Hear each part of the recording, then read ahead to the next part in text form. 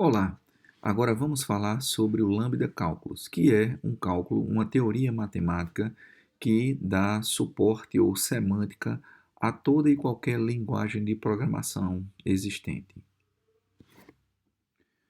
O Lambda Calculus surgiu na lógica matemática. Na década de 30, Alonso Church e Klein eles desenvolveram o Lambda Cálculo na tentativa de criar uma teoria que explicasse qualquer função matemática. Tá? Com o tempo, essa teoria foi evoluindo e percebeu-se que ela era muito poderosa para poder justificar ou dar semântica à manipulação de funções de forma puramente sintática. Então, isso significa que o cálculo foi desenvolvido, foi se descoberto uma expressividade é, altíssima e bem adequada para se explicar qualquer função matemática. Ora, as funções matemáticas elas são a base da computação. Toda linguagem, todo programa feito em qualquer linguagem de programação representa uma função que recebe entrada, faz alguma computação e produz algum resultado como saída.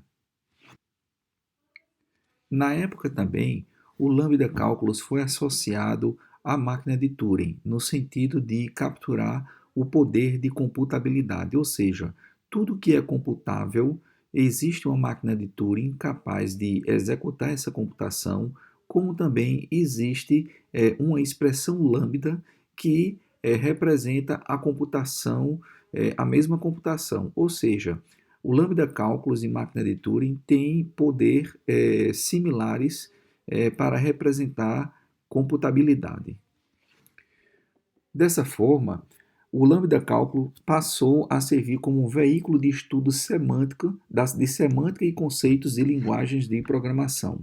Ou seja, não importa que termos de linguagem se utilize, existe uma correspondência entre os termos da linguagem e uma expressão lambda.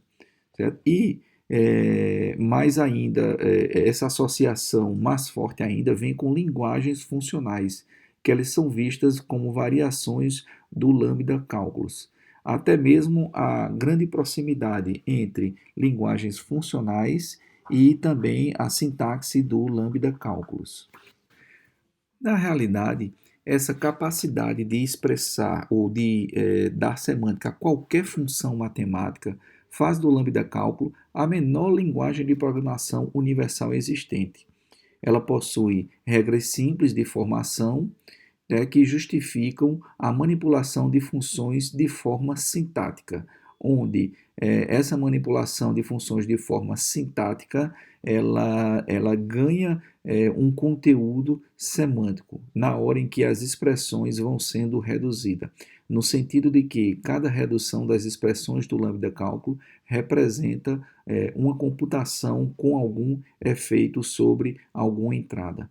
Tá? Então, o Lambda Calculus ele pode ser visto como a menor linguagem de programação universal existente, que serve para dar significado ou semântica a qualquer outra linguagem de programação. Normalmente, esse mapeamento entre linguagens de programação é um estudo mais aprofundado, tá? Que não vale a pena, está fora do nosso escopo daqui da disciplina. Mais na frente, nós vamos até mostrar como é que esse mapeamento ocorre para alguns comandos de algumas linguagens de programação.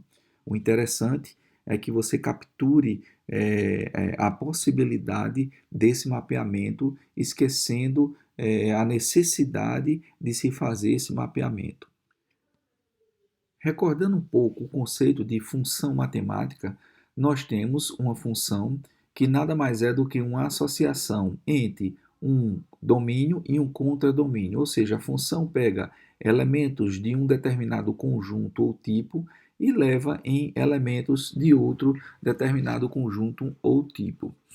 Tá? Essa função ela pode ser descrita usando-se uma abordagem ou uma visão extensional, tá? Onde eu digo que a função ela é um conjunto de pares, tá? Ela pertence ao produto cartesiano dos dois conjuntos, tal que x pertence ao primeiro conjunto, y pertence ao segundo, tá? E xy é uma associação que é estabelecida pela própria função.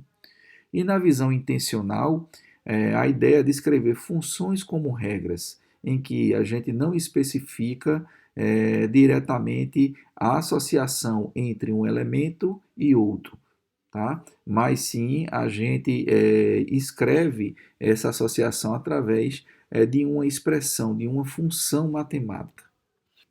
Então, na visão extensional, ao escrever uma função, eu citaria aqui todos os pares que pertencem à função f, enquanto que aqui eu ficaria livre de listar todos os pares, mas seria capaz de descobrir todos eles através de uma função a ser aplicada. Vamos recordar agora a noção de função composta ou composição de funções. Imagine a função f de x, que é dada por essa expressão, e a função g de x por essa. A composição da função f com a função g nada mais é matematicamente do que aplicar g primeiro a x e ao resultado aplicar a f. Expandindo aqui a expressão da função g e depois a expressão matemática da função f, chegamos a esse valor. Se invertermos as funções aqui no operador de composição, certo? Teremos primeiro que aplicar f e em seguida g, né? Fazendo o mesmo raciocínio de trazer a expressão de f e depois a expressão de g, chegamos a expressões matemáticas, certo? Que representam funções diferentes. Enquanto a composição aqui, certo? Ela de f com g dá essa expressão, a composição de g com f dá uma expressão diferente. Tá? Isso nos diz que o operador de composição ele não é comutativo. E podemos ver o tipo do operador como sendo, ele recebe uma função matemática, recebe outra função matemática e retorna uma outra função matemática. Vamos ver um exemplo de função matemática para tentar compreender como a gente poderia escrever essa função utilizando a noção de lambda cálculo. Consideremos aqui a função cubo, que recebe um inteiro e devolve um inteiro, onde a função cubo é dada por esta expressão, ou seja, isso é o corpo da função cubo, certo? Qual seria o valor do identificador cube? Certo? O identificador cubo ele está associado a uma função que tem um determinado corpo. Como representar um objeto relacionado a uma função? Tá? Ou seja, a função ela está associada a uma computação. E depois essa função ela pode ser definida sem um nome, tá? Então as respostas para essas perguntas podem ser vistas agora, tá? O que é que o identificador cube, na realidade, ele está associado ao corpo de uma função ou de uma computação, tá? Então, cube nada mais faz do que realizar essa computação. E como é que eu represento um objeto relacionado à função, tá? É dessa forma daqui. A função, existe uma notação que é possível eu escrever qualquer função. Isso é o que se chama de notação lambda, certo? Lambda x tal que n ao cubo. N ao cubo é um corpo, certo? E lambda x é uma abstração que diz, olhe, a minha função, ela recebe um parâmetro, né? E ela tem esse corpo daqui. Na realidade, a forma mais correta de representar a função cube seria lambda n ponto n3. Eu recebo um parâmetro n, tá? E o meu corpo da função faz n ao quadrado. Então, isso é um corpo válido de função, só que o n elevado ao quadrado não está associado ao x, que é o parâmetro. Se fosse escrever o cube, seria lambda n ponto n ao cubo. E essa função pode ser definida sem um nome? Sim. Não necessariamente nós precisamos associar o corpo de uma computação a um nome. Normalmente se faz isso quando se quer guardar ou chamar aquele corpo de função através do nome. E aí esse bind ou essa ligação é feita. Vejamos uns exemplos de expressões lambda que podemos declarar em diversas linguagens. Tá? A função n ao cubo, por exemplo, seria lambda n especificando aqui o parâmetro, tal que o corpo da função seria n, o produto aplicado a n e a n, ou seja, n ao cubo, tá?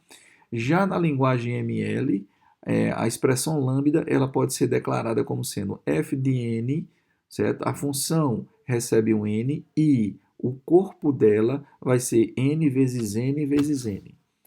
Em Python, essa mesma expressão lambda seria lambda x, tal que x elevado ao quadrado aqui, mas na realidade seria ao cubo, tá?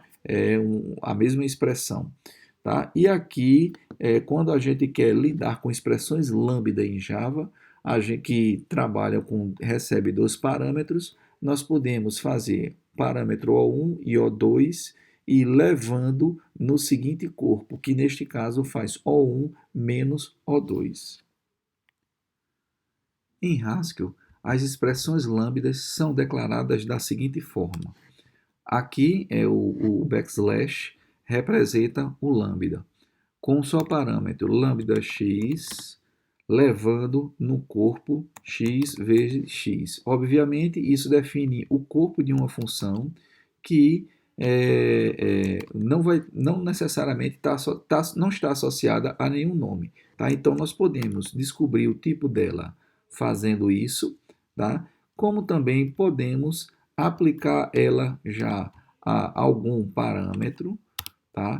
Como também podemos atribuir ela, tá certo, a alguma variável. Por exemplo, square, essa função aqui, nada mais é o corpo dessa função, nada mais é do que a função elevar ao quadrado. E aí podemos questionar, certo, aqui o tipo de square que ele vai retornar. Em funções lambda que possuem mais de um parâmetro, nós podemos tratar da seguinte forma em Haskell. Então, aqui, vou calcular o tipo de uma expressão lambda que recebe um x, certo? E, certo? O corpo dela vai ter uma outra função lambda que recebe um y que leva em x mais y, tá? Então, a gente descobre. Podemos também, tá, fazer lambda x tal que lambda y, x mais y, que também vai dar no mesmo. Tá? E como questão de açúcar sintático, nós podemos colocar no mesmo lambda a variável x com espaço a variável y que leva nesse corpo. Esses três representam exatamente a mesma função lambda. E essa regrinha, é válida para qualquer quantidade de parâmetros que a expressão lambda tenha.